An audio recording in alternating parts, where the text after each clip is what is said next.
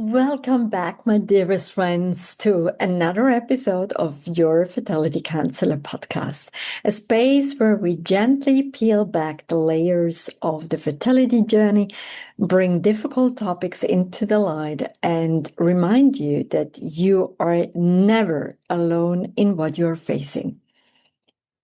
Today's episode is a very special and deeply important conversation with Danielle Barratt from Physio Matters in Singapore, a highly respected physiotherapist who works closely with individuals and couples navigating sexual pain, pelvic floor concerns, vaginismus, erectile challenges, and other intimate issues that can affect fertility, emotional well-being, and relationships. So before we dive in, I want to offer a gentle note for all listeners. Throughout this episode, you will hear sexual language and terminology, words like vagina, penis, intercourse, arousal, pain, erectile function, pelvic floor, penetration, and others. These are used purely for educational, supportive, and clinical clarity.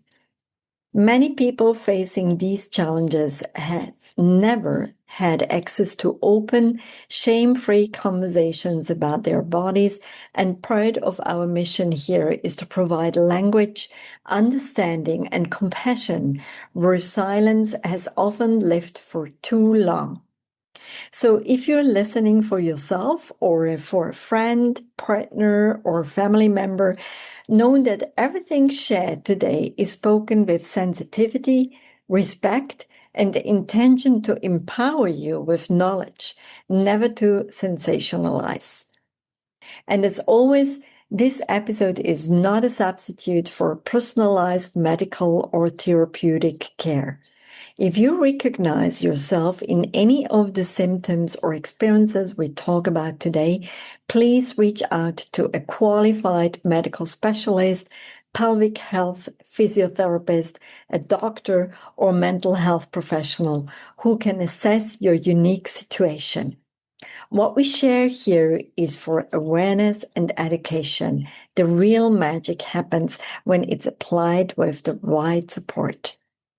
Danielle brings over a decade of expertise, warmth, and grounded wisdom to the conversation, and I truly cannot wait for you to hear what she has to say. We talk about what vaginismus really is beyond the myth. We explore how erectile challenges are far more common than most realize and absolutely nothing to be ashamed of. And we break down the mind-body connection in ways that might help you finally understand what's been happening in your own body or in your relationship. So take a deep breath, settle in, and allow this episode to meet you wherever you are on your journey. Let's begin. Thank you for being here today, Danielle. I'm so excited to have you here in this podcast show today. Thank you so much for having me, Tanya. It's a great opportunity, and thank you for all the listeners that take the time to listen to your podcast and hear about, our passionate areas. It's a gift to me, so thanks so much. Yeah, so we will definitely talk about your passion, Danielle. But before we actually shoot off into discussing more about what you do, I would love to ask you the question that I ask every guest. It's about your morning ritual. Is there anything that you love doing when you wake up in the morning? Waking up is the best part of waking up. No, I say that with humor because I've had this sort of ritual that I've done for years. It was based on my dad, and I used to watch my dad from a really young kid, from about 5 or 6 onwards. He'd get up every morning, he'd stand in front of the bathroom mirror, and he'd say, "Great to see you. It's just great to see you." And I'd look at him as a young kid and think, what a strange thing to do. And as I got older, I asked him in my teens, Dad, why do you do such a crazy thing like that? And he said, listen here, my darling, one day you'll look in that mirror, and if you don't hear it's great to see you and see your reflection, you aren't here anymore. So I am just so thrilled to wake up every morning, look in that mirror and say, it's great to see you. Here goes a great day. So that's what I generally start. And it also takes me back to a memory of my dad as well and lights up my day, which is really good. I'll then take a couple of sort of deep breaths, really down into my diaphragm if I can, because I often wake up with anxiety a little bit. Your head's turning over at nighttime when you're a menopausal woman, and sometimes you're a little bit anxious. So a few deep breaths just sort of center me down into my body. If I've hopped out of bed to look into the mirror, or I've looked in the mirror to the side of myself and I'm still in bed, I'll just do a couple of really gentle stretches. Now, I don't start my day without those. I'm in middle age now, and you get achy and creaky no matter what you're trying to do. So, just some gentle knee hugs, knee rolls, a figure of four, and some stretching. I'm happy to share those with you and later for any clients that want to have a look at those. But, just taking literally 8 to 10 minutes to do that is not much to start the day. And then you literally roll out of bed, or you're standing, you think, gosh, I just feel so much better. So that's how Oh, I start my day. And then every day, because I am on the mum run on the way to work in the clinic, but I drop my kids off and I go ride my horse. And I'm really, really blessed to either ride my horse or someone else's these days. And I have a great horse ride. And, when I'm riding, I'm out in nature. I get to connect with air and energy and just feel really good. And I'm often sort of traveling along in my head, just saying what I'm grateful for. It's just great, simple things, nothing fancy, just grateful for healthy kids, a great job, grateful that I'm on this horse and that he's carrying me, that he's keeping me grounded. Some days I can be more grounded than the other when he decides to take off and I hit the deck and I'm literally on the ground. Hopefully it's fewer times than that, but it just gets me grounded and in my body and feeling really great. So that's how generally I start the day. So I hope you, Tanya, and other listeners out there have a great way to ground you and fire up your day as well. And do share them with us because it's always a great way to make a change. and you know what? I love what you just shared, Danielle. I just picture your morning, and Yeah. you definitely have to share those exercises with me, please, because I'm just Yeah. too lazy to do any of these exercises. But 8 to 10 minutes sounds actually quite feasible. I should be able to do that. Yeah, honestly, 8 to 10 minutes, even 5 minutes. A stretch takes Mm. about 30 seconds, which I'll mention later on, to allow a muscle spindle to stretch on average. And 3 to 4 repetitions is all you sort of need, just so that you feel that elongation and that you don't feel contracted and short again. And listen, I think anyone, if we can't find 15 minutes a day in total, Tanya, we're in trouble with our body at some point. So yeah, Yeah, just take that yeah. 5, 10, 15 minutes, be great. Yeah, sure. Absolutely, absolutely. That sounds amazing. Now, you already mentioned a little bit about your background, but for those that don't know you, and for all the listeners that are either in Singapore or even like, around the world, can you introduce yourself and share with us what you do, Danielle? Yeah, it'd be my absolute pleasure. I think I've had a really interesting life and hope to continue to do so. And I've been really, really lucky. So I love sharing with people. I came here as an expat Australian child with my parents at the age of 8. And like a lot of expatriates, they're only coming for a 2 to 3 year contract. And then suddenly 25 years pass by and you think, oh my gosh, I'm still here as that expatriate. So that was a little bit of my story. I went through Tangling School here in Singapore, which has become a very big school now. But in my days, as my kids say, back in the old days when Mum went to school, the school only went to about the age of 10. So you had a choice of moving from Tangling School to the American School at Ulapandan, or to the only UWC site at Dover, or to Dover Court if you had more challenges academically. I went to UWC and I went right the way through UWC. From the age of 10 to 19, and was, I think, the second batch that did the IB program. And we still carry the scars of IB today, I think, a lot of us from that new batch. We graduated in 1987, and we've actually got our 40-year reunion coming up at the end of 2027. So Oh, the emails have started and the SMSs have started. We're all looking older, grayer, and fatter, but the stories and the memories just come flooding back. So I am so blessed to have walked that story at UWC amongst friends. And some of these people from UWC are still my best friends today. We catch up regularly, we walk regularly, and it just feels like home when you're with them. So if any of you expats out there get to maintain those links with your alumni, you don't value it as a child, but as you get older and as you get even older, those in friendships just create, magic for you. So hang on to those. I then went down to Australia and I did a business and language degree. And I only did that because my family wanted me to work in those lines. I was scheduled to be a vet and pulled out a vet to follow the family business and business studies, and realized all the way through it just wasn't me. You know yourself when you've got that little inner voice saying, I don't like this. Why am I doing this? But I was too proud to stop halfway and thought, listen, I've got to finish it. I worked in the corporate world for a number of years, and every day I thought this is a struggle.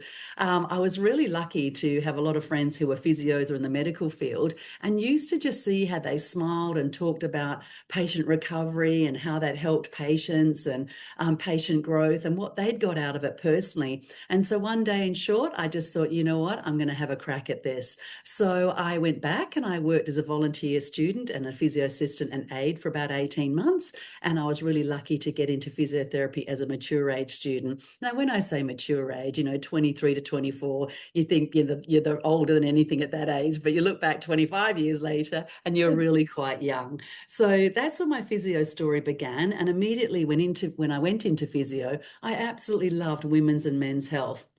And I worked in that straight away. I used to work 5 days a week in orthopedic rotations and musculoskeletal, and on the weekends in women's health. And then women's and men's health started to grow and grow. And eventually I ended up back in Singapore and eventually starting my women's and men's health clinic, which I have no regrets today and absolutely still really, really love the area. So I'm really, really glad. Along the way there, I married my husband, John, who is a Singaporean as well. And we were blessed to adopt our son, Sol, who's 16 now. And really, within 15 weeks later of adopting Sol, I had no idea. I was pregnant naturally with my daughter, Marley Jean, and she's now 15. That was a lovely surprise because prior to Sol, we had done years of IVF, IUI, we'd done all the fertility regimes, which have since improved absolutely dramatically, and just decided, you know what, there's so many ways to create a family. Our goal and objective wasn't how we got there, it was just the end result. And we were just so blessed. And Sol and Marley Jean are absolutely awesome kids, and we have a great family. And I'd really encourage anyone, whether they're doing the IVF, IUI journey, that there are many ways to create a family. And if you want to reach out at any time, I can guide you along our story in a bit more detail to create your family as well.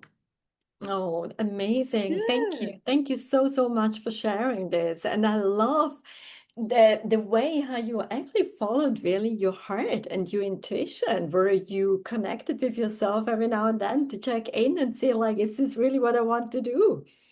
So Yeah, I think as well as you become a little bit older, a little bit wiser, and you listen to your inner voice, you've got to listen to that inner child at some point. And if it starts to get louder and louder, you just can't ignore it. And, I think if there's a little alarm bell inside you that says, no, this isn't right, or there's another option, never give up, because that energy that you create and the people that you meet support all of that and take you exactly where you've got to go. And, I have a saying amongst my family and friends that what's for you will never go past you. And I truly believe that in everything I do, what's for you won't go past you. So hang on to it.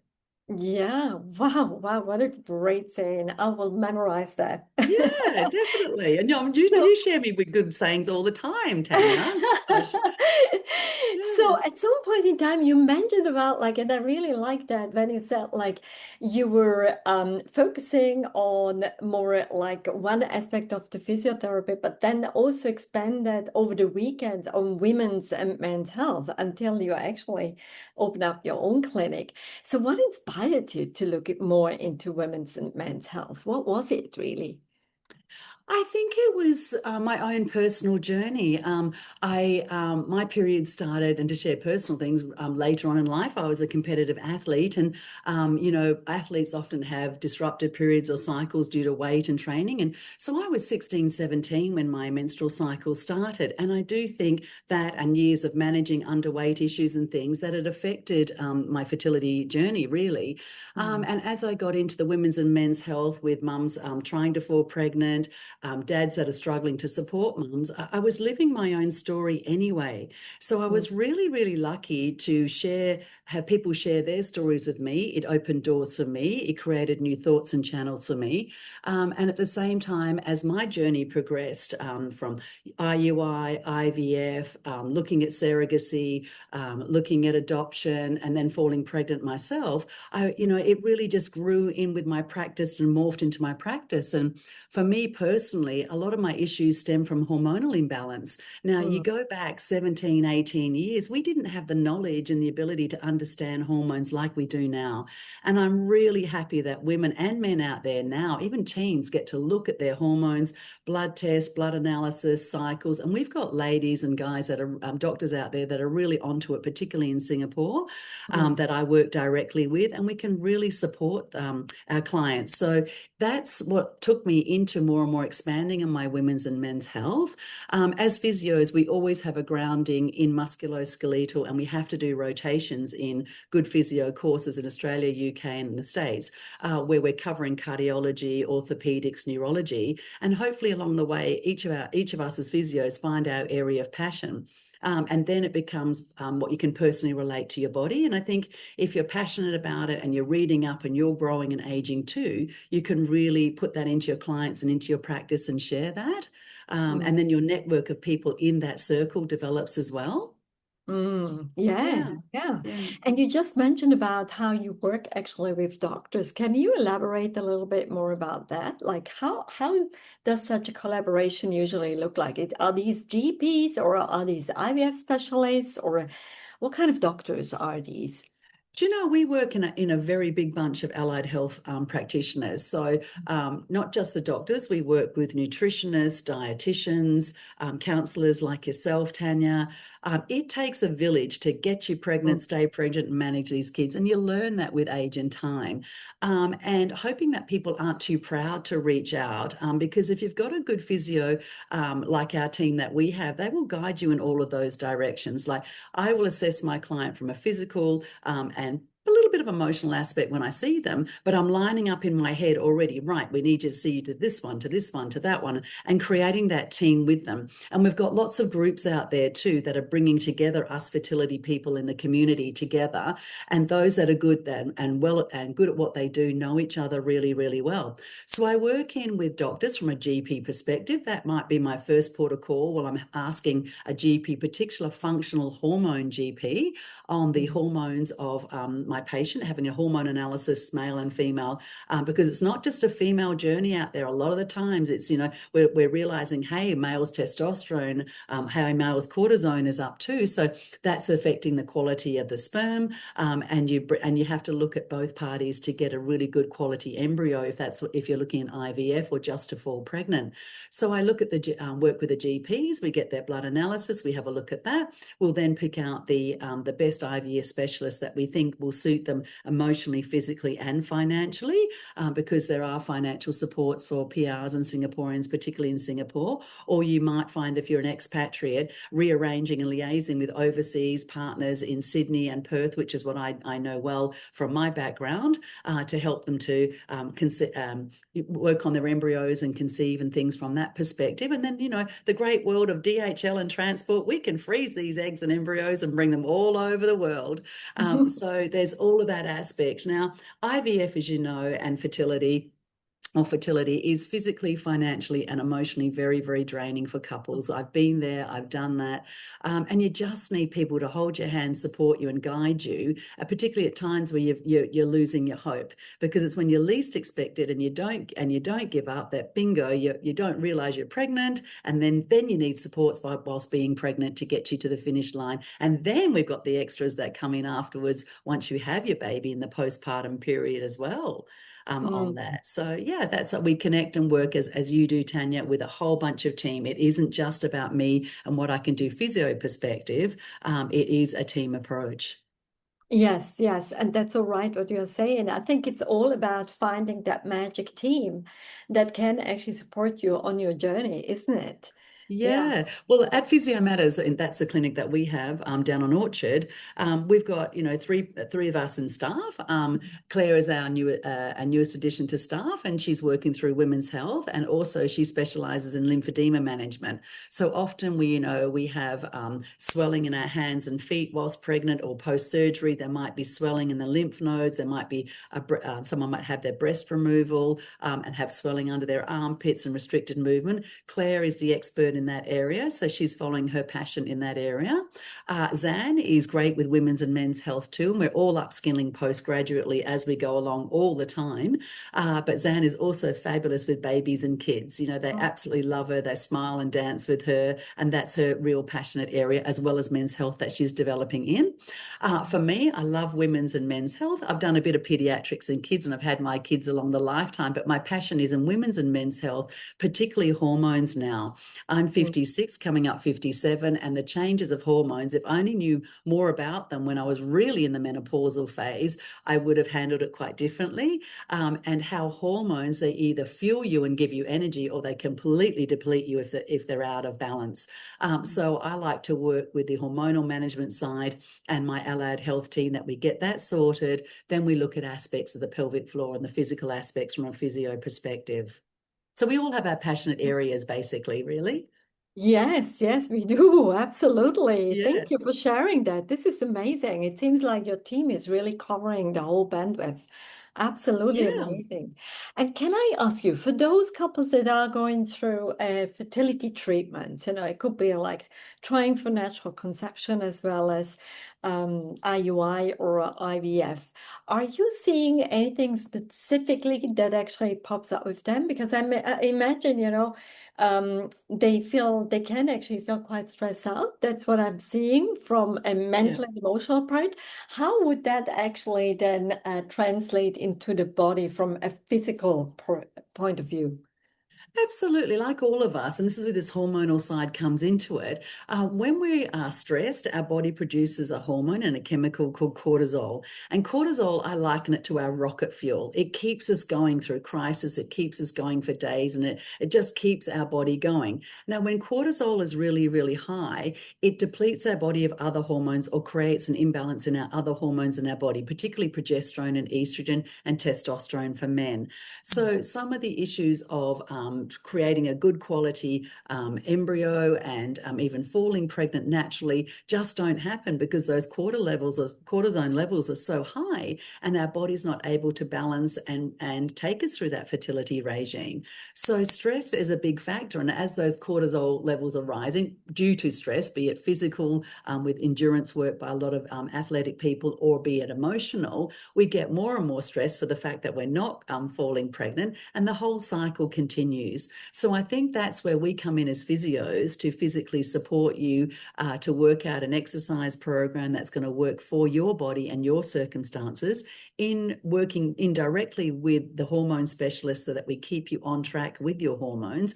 And if we start to see any physical changes of, hang on, stress is taking over here, these cortisol levels might be coming up, the fact that you might be gaining weight, you're not sleeping well, you're more anxious, more overwhelmed, just the registration of my exercises and being able to reproduce them in clinic, your challenge tells me something else is going on. So we have to have a look at that. Now, in all of that, there's usually pelvic floor issues that are going on for males and females.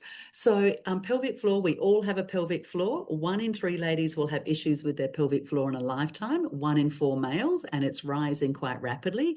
And I'm not glad that it's rising in the males, but I'm so glad that it's being detected and we're able to work with males. So we want to develop a balanced pelvic floor, one that is strong but not stressed out. When you get a stressed out pelvic floor, we call it possibly high tone, and other factors come into place. You might be experiencing a condition called vaginismus, and we can talk about that later too. Vaginismus being tightening of the pelvic floor and tightening of the vaginal walls, making any sexual activity very, very painful, or people abstain from sex due to this condition and pain. Conception is very, very difficult. Males on the other side might have issues with their pelvic floor and don't realize when they can't sustain an erection or even achieve an erection, and they've never thought about their pelvic floor. And stress again might be involved in all of this. So from a physical perspective, as a physio, we're looking at how you breathe well, exercises for you, your pelvic floor and core, getting the strongest and fittest that you can be going into your IVF program, into your pregnancy and beyond. And we've got several ways of doing that. We might choose to pop you into some Pilates with us. All three of us are physios trained with Pilates. And as a physiotherapist, we look at Pilates and our exercises just a little bit differently to Pilates instructors. I'm not saying we are better or worse. We just work a little bit differently. And I also work in a lot with the other Pilates instructors out there as well to share ideas and avenues for our clients.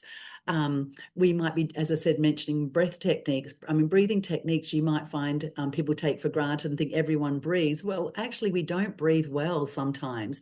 And breathing helps to reduce stress. In the long run, helps reduce hormones, gives you better muscle blood flow and balance, and you can build muscles more. So there's a lot that we can do as physios, and it is listed on our website that we do. And often people that go to our website say, wow, I had no idea this is what a women's or men's health physio did. Yeah, you don't until it's out there, because people often associate physio with patching up injuries, looking at the rugby team, and doing musculoskeletal. I don't do any of that anymore. Loved doing it when I was younger, but this is so more challenging and self-gratifying for me to work in that area, in this area.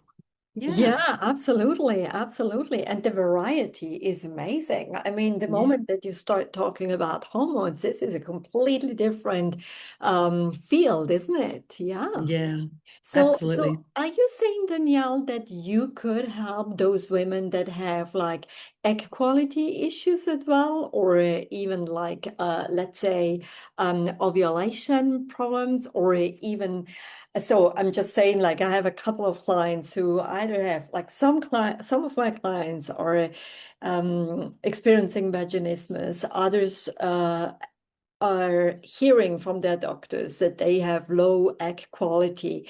And again, others struggle actually with a really early onset of menopause at the age, and I'm talking about age 32, 33. Yeah. Are these conditions that you could help?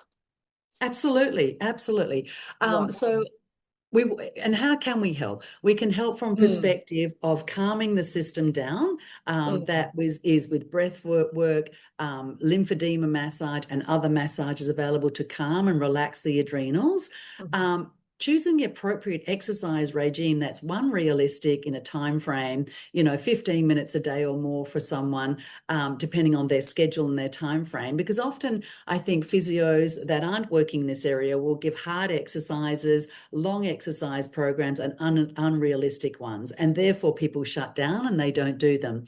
Now, when we exercise, we're building muscle mass, and hopefully we're encouraging protein within our body with a good diet and building muscle mass. We're getting blood flow, we're calming our nervous system and adrenals. Our fight and flight response hopefully calms down with exercise. We're getting happy endorphins, and that makes a huge change.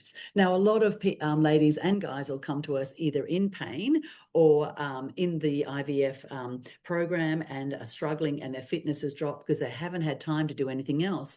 Now, we mm. can start small and build up big. We can do some mat Pilates. We can work on the reformer Pilates, and you'll be surprised at how many patients turn around and say, oh gosh, I thought that was, well, the men will say, I thought that was for ladies. Secondly, they'll say, oh my gosh, it's much, much harder than I think. My husband was totally adverse to trying any Pilates until we got our Pilates machine at home, and now he's on it really quite regularly. Flexibility, endurance, and reducing stress. He puts his bag down, comes in from work stressed. We don't speak because he looks so stressed, just get straight onto to the reformer, and you can see those levels just drop down. Now, those long-term stress implications affect our body, affect hormones on that perspective. I always like to work in too with some of the dietitians and nutritionists that we work with in our team, because it's about getting the sugar levels right. It's about bringing that cortisol level down, building protein, and getting people as fit as they can mentally and physically into the IVF or fertility journey. The fitter you are mentally and physically, and in no one being any more important than the other, the better your outcome's going to be. And even if you haven't done any of this work beforehand, don't lose heart. You can be bedbound in this whole process. I was 6 months bedbound at home with my daughter, with trying to keep and hold on to my pregnancy, and we can come out as physios and give you exercises and work and just support you from what you can do from there, and therefore you pick up a lot quicker once you have your delivery. If you don't do any of the background work, you can still come in after at any stage from 3 days, 3 weeks, 3 years or longer to work on all aspects of this. It's a balance between that body, mind and spirit. And I know it sounds very cliche, but you really do, because those things just get lost in this bureaucratic journey, this repetitive journey, and the fun and the joy goes. And I really think it's important that, we exercise and work with you as physios to bring some joy back. That sex doesn't become a timed, arduous task right here, right now, because we have to, because we're ovulating. No one enjoys that. The outcomes aren't great when we are in that frame of mode. And sometimes when you let go and you don't think about it anymore, it just spontaneously happens. And likewise, when you're planning other plans, so here we were planning a second adoption and had no idea I'm pregnant with my daughter 14 weeks later, and had no idea. It wasn't even on the cards. But when you're making other plans and you're enjoying, and your body's producing good hormones and good chemicals within your body, things just happen. On You that are so perspective. right about this. And Yeah. this is like where our work actually does as well, right? On the physical, on the mental and emotional levels as well. And that's why we absolutely love working with people like you, so that we can really complement and help our clients.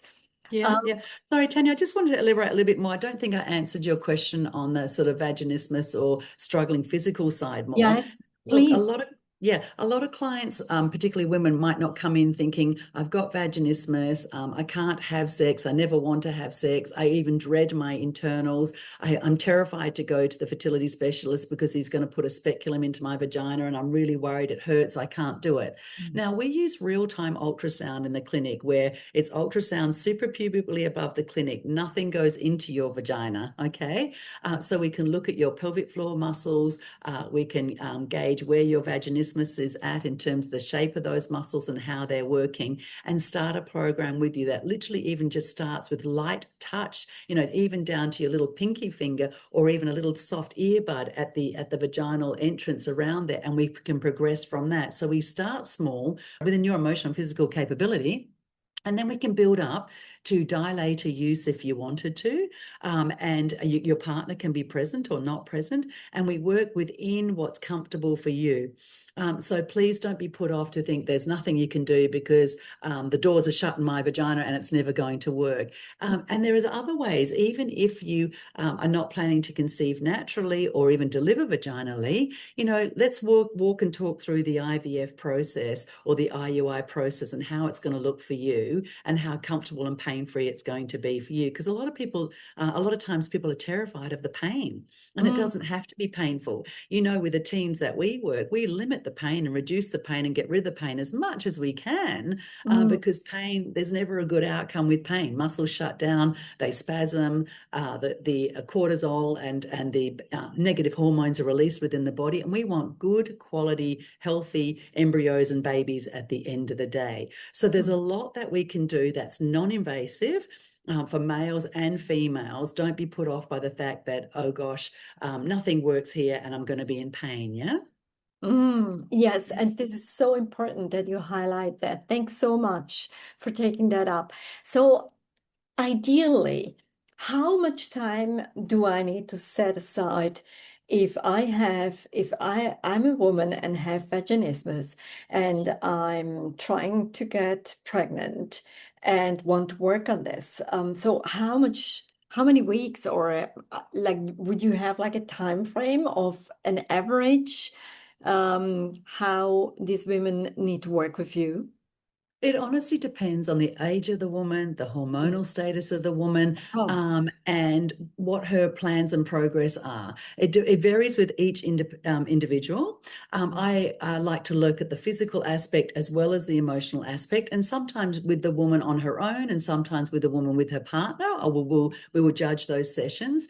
On average, I would see within 3 sessions a definite change to those to the vaginal muscle, the vaginal tissue and muscle within 3 sessions. We should progressively be getting better in terms of ease and comfort as we go.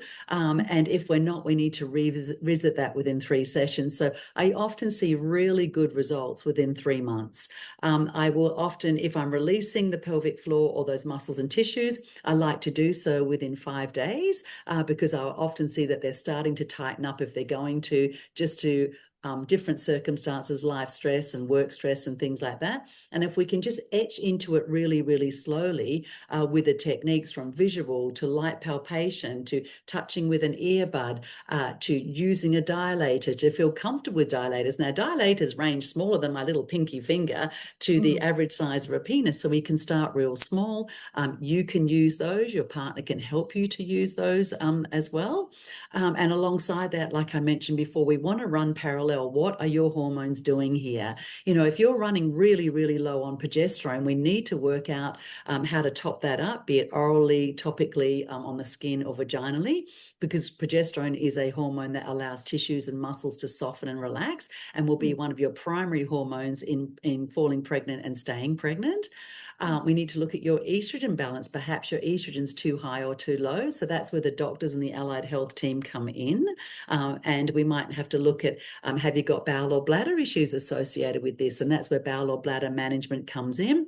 If you've got leakage and you're worried about that, it might not be due to weak pelvic floors, as most people think weak pelvic floors mean leakage. No, it can be actually to an incredibly strong pelvic floor that's stressed out and high toned, where you're getting leakage because your bladder's not emptying efficiently. The tube leading from your bladder, the urethra, has been compromised in some way. So we've got to look at what's your pelvic floor health, what's the vaginal health, and track you through it. So within 3 sessions, we will start to see changes. In fact, within the first session, most people come back totally relieved and saying, well, we've made small improvements in this area.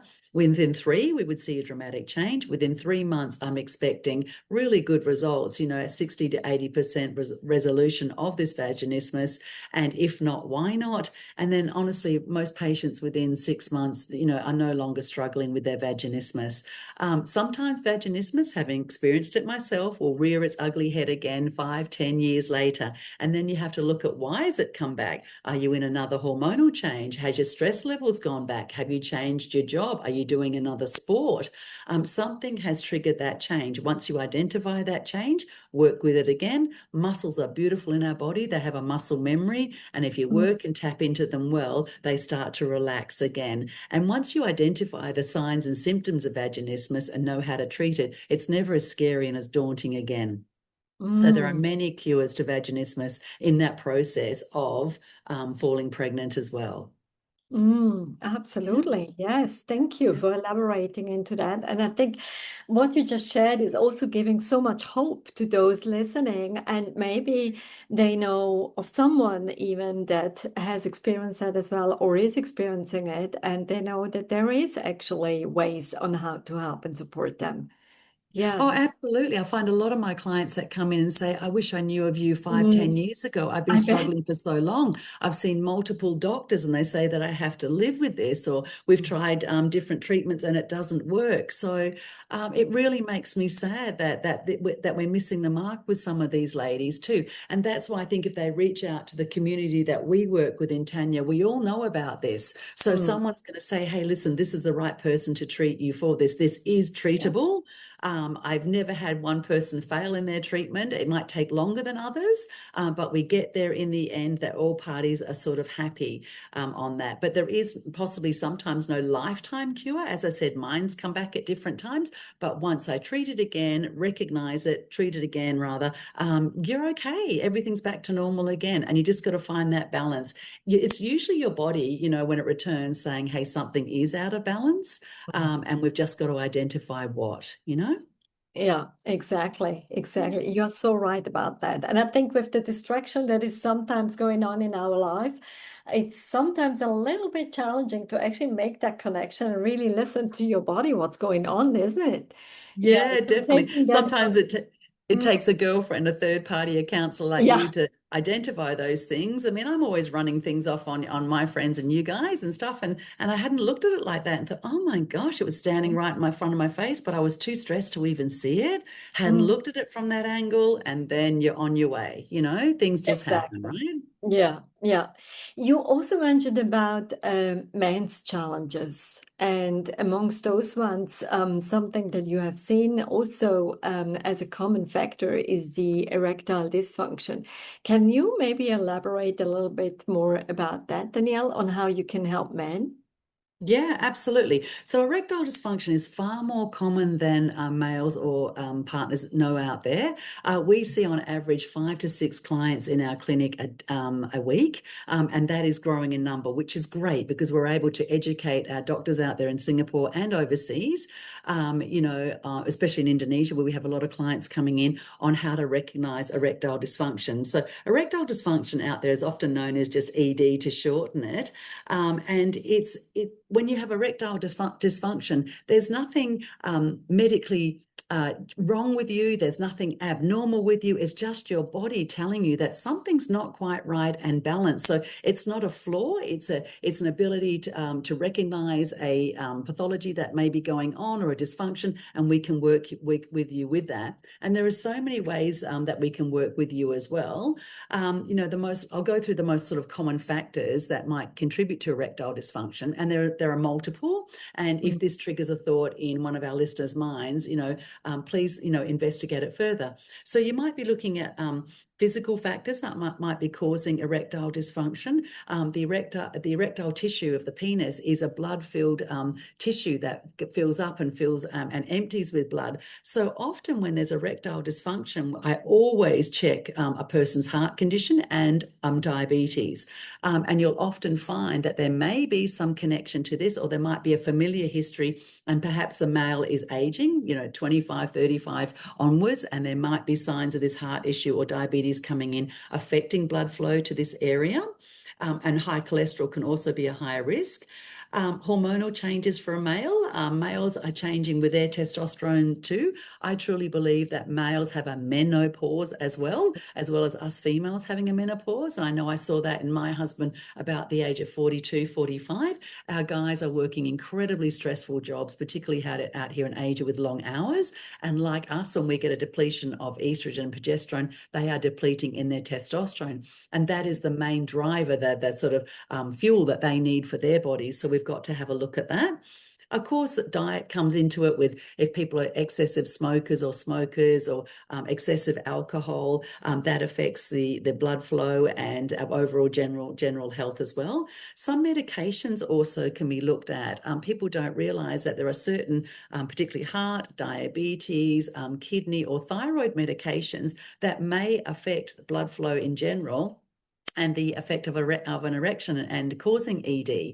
And often when I have clients list out their drugs or medications that they're on, I'll go, hang on, bingo, I think this one might be doing it. We take that out of the picture and gosh, things return to normal very, very quickly. They then look at an alternative to that drug use on that. Psychologically, there's often a lot of issues associated with ED. Now, they were either pre-ED, ED dysfunction, or they've happened post as a result of feeling inadequate as a male, inadequate sexually. And so we often refer them to our clients to counselors to work through, and sometimes just the expression of what's happening in their world, be it in their marriage or with stress that's going on or in work, or they may lost their job, they will trigger and think, oh my gosh, I didn't realize this started around the same time or just about that time. So stress, anxiety, depression, and mood swings are often a part and parcel that run in parallel with ED as well. Lifestyles, exercise. A lot of our guys, I know my husband, I have to really push him to get exercise in. They walk in the door exhausted and stressed, and it's the last thing that they want to do. But if you're not exercising, you're not generating blood flow around your body, your main organs within your body will take on that blood flow, the heart, and those organs that aren't in use, will not. So we often get more and more ED functions that are occurring. Eating healthy foods is another one. So often your nutritionist and a dietitian I will bring into play as well. On that. So there's lots that we can do. Now, from a physiotherapy perspective, we will be asking you lots of questions in this area, and please don't be shy to reach out to us. It's very, very common. We work in vaginas and penises and all these sort of private places, so that for us, it's just a normal part of daily life. It's like treating an arm or a leg. But with all respect, I do understand working in the belly button and below for males and females can be very, very overwhelming, particularly for some cultures and particularly for some males. But you know what? The longer you leave it, the worse it's going to get, the harder we're going to have to find an answer to these issues. So come in sooner. We do an in-depth subjective discussion. We will have a look at your pelvic floor via suprapubically, so none of your body is exposed, and we'll have a look at your male pelvic floor, because the pelvic floor is responsible partly for your erections. And if you've not got a good pelvic floor, and a lot of males don't even know about their pelvic floor because they've never had bowel or bladder issues, they turn around and say, oh, isn't that a girl thing that happens? You've got a pelvic floor too, and it's those pelvic floor muscles leading onto the penile muscles that help you with good blood flow to achieve and sustain an erection that's sexually satisfying. So we will look at your pelvic floor. We will also advise you and educate you on what we call erectile pumps nowadays. So guys are very lucky out there. You can get manual erectile pumps that are not sold from sex shops. They're sold as a medical-based pump, and they can help you to bring blood flow to the penile area. And we can show you how to use them or educate you on our model, how to use them. You can go home and then try them with your partner. And it helps you to obtain an erection and sustain an erection for a period of time. No medications involved. We also have penile clamping that we can show you that you can use as well. And these are small little clamps that go around the penis area to help you sustain and achieve your erection as well. So there's a lot that males don't realize that they can do that's not medical intervention, whether they've had surgery or not, that we can intervene as physiotherapists and help you to achieve, a healthy sex life again with that. So, please don't be shy. It's not a personal failing. It's a health issue. It's not that you are failing as a male. It is a health issue, no different to us ladies experiencing vaginal dryness, vaginismus, or anything else. Is just another part of the body that is struggling with age, time, stress, and a number of other factors. If we get there early, we can work on these factors, and usually these issues resolved. And thank you for normalizing that, because it's often Yeah, an area where people really shy away from talking about it. Yes, yes. definitely. So tell me, how long is the first session and the subsequent sessions usually for an Session, appointment? Yep, Yeah. sessions with me as a senior physiotherapist at the moment are about 45 minutes. Mm. With Claire and Zand, they choose to go longer at 60 minutes. I will always do extended sessions if we need that, for sure. And in that first session, we'll take a thorough assessment. We will achieve some, based on a thorough assessment, we'll have the objective assessment and achieve definite treatments. You will leave there with some treatments to do and some home activities to do as well. And then we'll work out the network of people that you might need to see to support, because we're bringing us all together as an allied health team. And then we work out into your schedule what's going to work realistically for you. Okay, okay. I'm so inspired by what you just shared, Danielle. Oh, good. I'm curious. Do you have like a particular story, without naming any, names or anything, but a particular story that actually really is close to your heart, of one of your clients that you had? I've got lots of stories. Look, Yeah, I know I know it sounds absolutely cliche. I really love what I do. And look, 30 odd 5 years later or more, I'm still loving what I do because I get people every day in my job that make a little bit of a difference on that. But one person that would come to mind with me, because I saw her yesterday, I've had a lady that I've been working with a number of years, 2 or 3 years now, in her mid 30s, and she's been struggling with anorexia for a long time, and you can imagine the body dysmorphia and issues that she's struggling with that. She hasn't had periods for a long time. Therefore hasn't been ovulating, and really desperately wanting to start a family, but she hasn't been fit enough and strong to do that. I didn't see her for about 4 or 5 months, where she was going away working on her nutrition, her exercises, and balancing out her hormones with the team that we work with. And she came in just yesterday and shared the fact that she's pregnant with twins. Um, Oh, and it was, we're not sure if it was IVF or natural, actually, on that, because it all happened around the same time. But she's just enjoying every moment of that. She's getting a few aches and pains here with the progesterone levels that she's on, but we're working through that. Just the positivity in her, the excitement in her, the fact that she's able to look in the mirror and think that her growing belly is absolutely awesome. It's no longer an issue for her. She's going to go great. She's swimming, she's doing Pilates. In fact, I've got to rein her in a little bit so that she's not doing too much. And the best part about it is she's able to conceptualize in her head that having a big belly does not mean that she's going to be fat and be a fatty mummy, as she calls me, she labels it afterwards. She's going to be still fit, still fabulous, and return her body really quite nicely afterwards. But just seeing her mentally and emotionally grow and be pregnant and just be part of that, I think I'm the really, really lucky one. So when you get your clients and you get those little small and big achievements every day, you kind of sit back and think how lucky you are, really. How lucky you are to have a job that still lights up your world, that makes a difference, that makes a relatively good income. I'm really happy for that, and flexible. So I'm one of the lucky ones that have still got a great job that works really, really well for me, and just love meeting new clients of all backgrounds. So that's just one of the many stories that I have to share with you. yeah, thank you. Thank you for sharing that, Danielle. And it gives me really goosebumps because I can truly see the passion that is Yeah. there and Thanks. working with your Thanks. clients. And is it magic each time you hear about like a client's health story, whether this develops into a pregnancy or whatever it is, but it's just like so amazing to see clients thrive again in their life.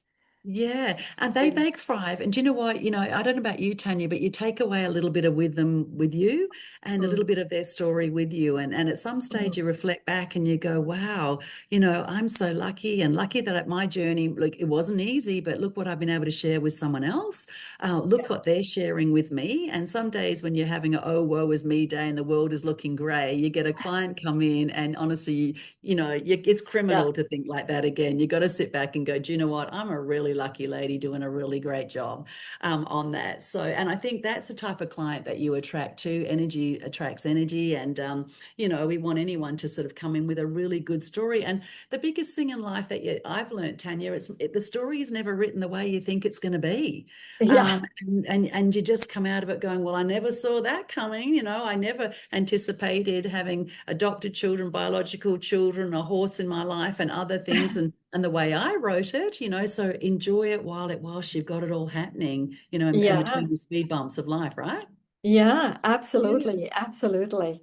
Is yeah. there anything from your side, Danielle, that at this point in time you think like it would be really, really great to share with those listening to our conversation today?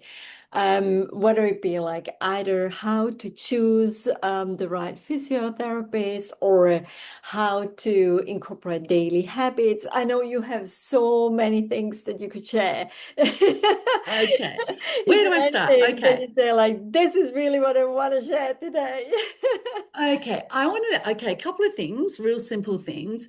Um, I really believe that everybody can take 15 minutes out of their day to either be breathing well, to stretch a little bit, to do some exercise, be it pelvic floor.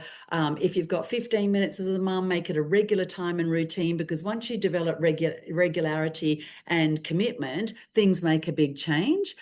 You can see changes within your body with 3 days, 3 weeks, or 3 months, depending how old you are and where you are in your level of progress. Mums, there is no excuse for 15 minutes that you don't have 15 minutes. Pop your babies down alongside you. I used to pop one of them when they were little on my chest, put them in the playpen, get down on the floor and do that 15 minutes of breathing or basic exercises, which we can give you for core stability and things like that. If you can find 15 more minutes or even half an hour to go for a walk outside, enjoy the outside, the fresh air, the different scenery, the endorphins, even the different colors for your eyes when you look around. It is healthy for your eyes to be away from these screens. It's really hard for mums to get away from their kids. I found it so tough. So I would either take one with me in a carrier on me or be pushing the pram, or I would have a stationary bike, which I hooked on a little frame in front of the TV with the kids whilst they're watching that, and I could do my cycling. So what I'm saying is there's always a way to find that 15 minutes. It might be just tracking up and down the 2 flights of stairs you have in your house for 15 minutes with a light hand weight, something like that. So this is where we can come in as physios and give you those options to find those 15 minutes. If you're in pain, one of my secret recipes to pain is a hot pack. Everyone that knows me thinks, oh my God, she loves her hot packs. I absolutely do. And why? Because they bring blood flow to a muscle. They allow a muscle to relax. When a muscle's relaxed, the nerve fiber backs off from pain, hopefully. And then you can get on with living your life a little bit better and healing quicker. We use hot packs in the clinic that have a Velcro strapping on them. So I've been known to be horse riding with an achy back and put my Velcro strap on. And I'm absolutely fine, and I've got that heat coming through. I've got a Mazda car, which I love, made in Japan, which has got heated seats. So I blast those heated seats with the aircon on with me, so I'm not, sweating away. And that heat works really, really well. So just finding that 15 minutes, it doesn't have to be every day, but I'd prefer it if it was, or at least 3 times a week or 4 times a week. The research would back that you'll get benefits from that. And I think it's really sad if we can't find 15 minutes in our day just to be with ourselves in some way, then life's going a little bit too fast and it catches up and bites you at some point. Physically, emotionally, I really, really feel on that. So just taking that moment in time, male or female, to reconnect with yourself, maybe reconnect to your partner. And I also think, there's always a way and a solution to most problems or what you think are the most catastrophic things in your world. Reaching out to someone like yourself, Tanya, in the counseling role, chatting to a friend, choosing your physiotherapist where you have that connection with them. They will link you on, a good physio will link you on to the right people that you need to see. You asked me, I think, in the beginning of the question, how would you choose your physiotherapist? Yeah.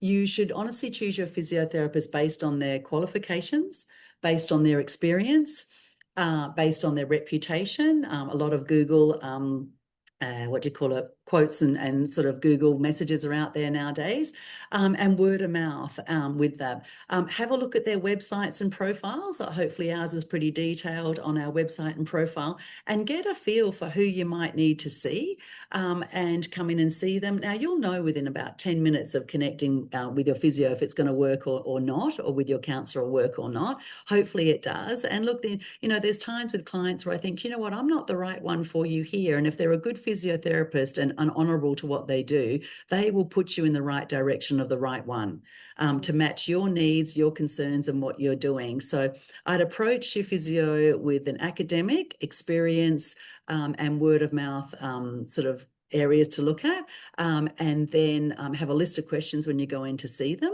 and they should be able to answer your questions freely and easily if they're good at what they do, and I'm sure they will be, and then put you into that network and have a plan for you. I would never leave your session without a plan on that. And if not, sometimes the questions, answers pop up later. Come back and, send us an email, send us a message. I'm answering them. I draw the line at 10:30 at night nowadays, but I do answer a lot of questions with them as well. So that's how I would choose my physio if it was me. Wow, amazing. Thank you so much for this insight. This helps You're a welcome. lot, actually. Yes. And you are so right about the daily habits. It's really something that is so important to incorporate that. Yeah. Yeah, and don't Mm, underestimate that functional exercise you do every day. mm, We are moving, we're getting in and out of cars, we're going up and down stairs, you're going for walks. Even if you're shopping, you are still exercising. yeah. And if you can put a 1 kilo weight in your hand or you're carrying your drink bottle, you're still carrying a weight, on that Yeah. sort of thing. So don't underestimate the vacuum, the sweeping, and the things that you do on a daily basis that Mm, are still exercise.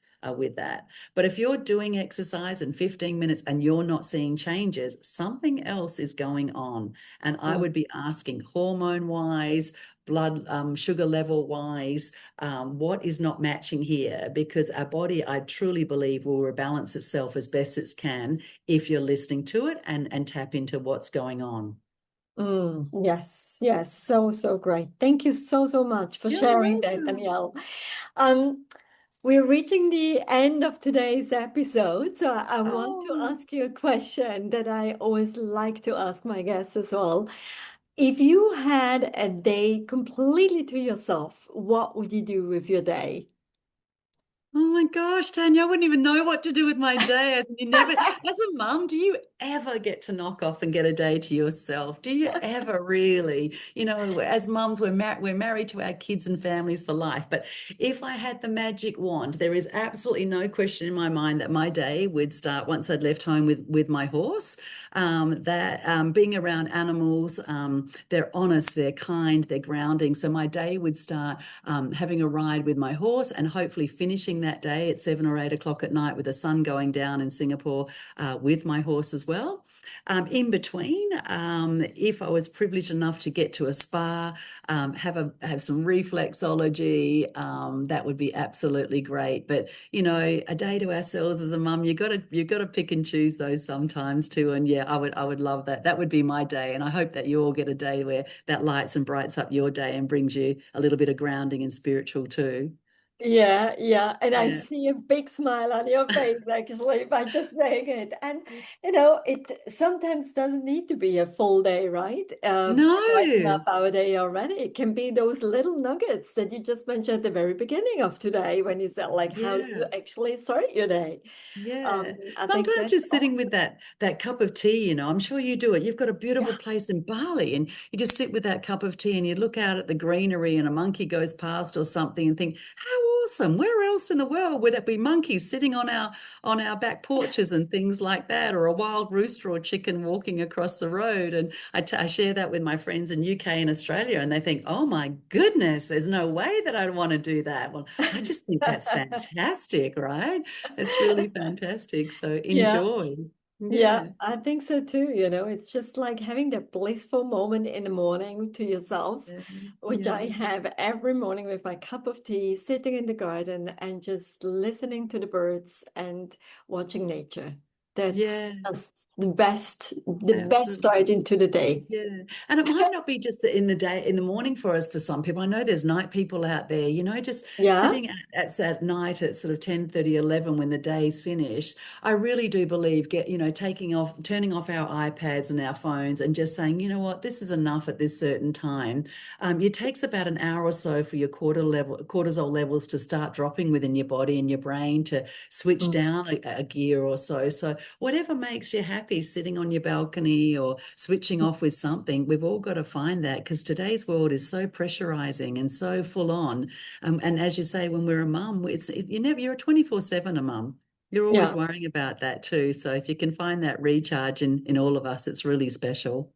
Yes, absolutely. You're so right about that. Well, Mm. thank you so, so much, Danielle, for being here today and sharing all your wisdom and especially your profound experience in this area. I really loved hearing you talking about it and how you help your clients and many, many more to come. Oh, thank you. Look, thanks for this awesome opportunity. Honestly, the door's always open, Tanya. If clients want to reach out with an SMS or a question after this podcast at any stage, 6 months, 12 months later, please, please do. There's no small question, no silly question. And if I can't answer it, I'm going to reach out to the community at large that can answer it for you. Live your best life. Yeah. I don't want to add any more else because this is the best ending now. All right. Thank you so much for this Thank privilege. You so have a much. great day. You See too. you all. Thank you. Bye. Thank you, my dearest friend, for joining us for this powerful and heart-opening conversation. I hope you felt the same sense of relief, reassurance, and grounding that I did when speaking with Danielle today. I could have go on and on and on, and I think we just must have to invite her back for another episode sooner than later. So she shared so much wisdom, so gently and so generously, helping all of us to normalize sexual pain, vaginismus, erectile challenges, hormonal shifts, and the many ways our bodies speak to us when something needs support. I absolutely loved how rooted and joyful she is in her work and how clearly her passion comes through in supporting both women and men with deep respect and skill. If anything you heard today resonated with you, or if someone you love might benefit from understanding these topics better, please know you are not alone, and that help does exist. All of Danielle's information, including how to reach her and her wonderful team at Physio Matters, is linked in the show notes. Please don't wait if you need support. Reaching out is not a sign of weakness. It's a step toward healing, clarity, and reclaiming comfort in your own body. Thank you again for listening, for showing up for yourself, and for being part of this community. Sending you so much love, and I'll see you in the next episode. Bye for now. Thank you for joining me on this episode of the Fertility Counselor podcast.